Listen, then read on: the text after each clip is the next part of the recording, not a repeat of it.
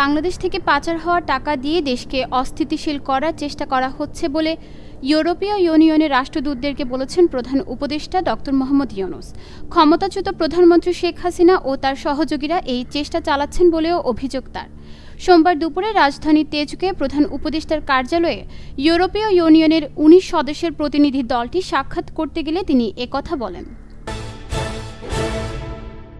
বাজারে সয়াবিন তেলের দাম প্রতি লিটারে ৮ টাকা বেড়েছে। সোমবার ভোজ্য তেলের দাম নির্ধারণ নিয়ে ব্যবসায়ীদের সঙ্গে বৈঠক শেষে সচিবালয়ে এ তথ্য জানান বাণিজ্য উপদেষ্টা শেখ বশিরউদ্দিন। এখন প্রতি লিটার বোতলজাত সয়াবিন তেলের দাম ১৭৫ টাকা, খোলা সয়াবিন বিক্রি হবে ১৫৭ টাকা।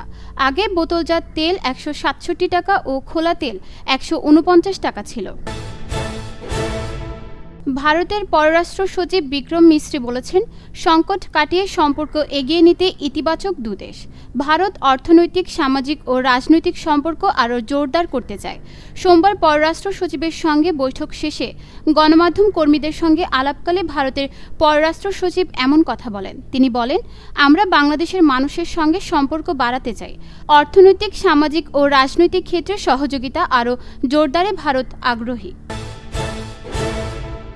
৪৭তম বিসিএস পরীক্ষার আবেদন মঙ্গলবার থেকে শুরু হওয়ার কথা থাকলেও তা স্থগিত করেছে বাংলাদেশ সরকারি কর্ম কমিশন। সোমবার পিএসসির জনসংযোগ কর্মকর্তা এস.এম. মতিউর রহমান আবেদন কার্যক্রম স্থগিতের কথা জানান।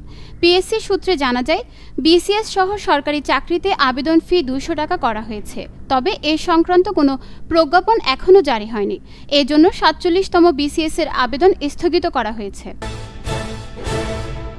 ১১ বছর পর ১০ ডিসেম্বর থেকে শুরু হচ্ছে চতুর্থ অর্থনৈতিক শুমারি ২০২৪। চলবে ২৬ ডিসেম্বর পর্যন্ত।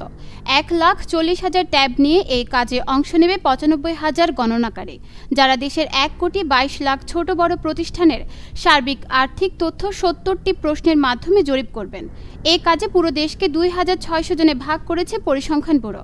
এই প্রকল্পের মোট ব্যয় ধরা হয়েছে ৫৭৯ কোটি টাকা।